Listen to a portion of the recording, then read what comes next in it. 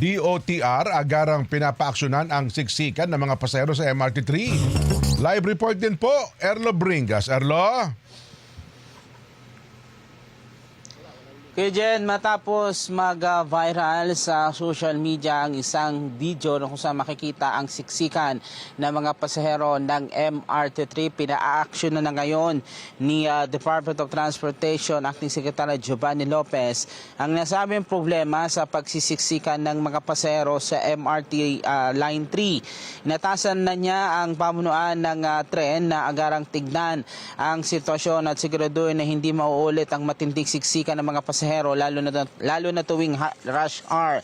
Mahalagaan niya ang maayos na pamamahala ng operasyon para mapanatili ang kaligtasan din at kaayusan ng mga commuter sa mga stasyon at loob ng mga tren. Nauna nang inako nga ng MRT3 management ang pagdami ng mga tao at ipinangako na magpapatupad din sila ng karagdagang hakbang para maibsan ang problema.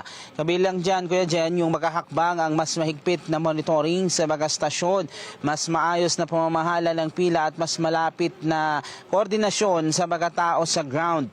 Tiniyak din ng pamunuan na patuloy nilang susuriin ang operasyon ng MRT3 para makapagbigay rin ng mas maayos na ligtas at maginhawang biyahe rin para sa mga pasahero.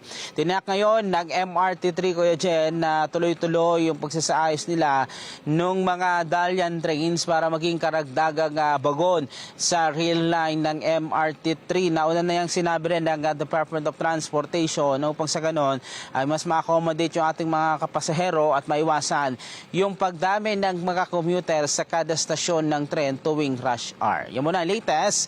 Narito sa Quezon City, Erlo Bringas para sa 100% balita. Salamat, Erlo Bringas.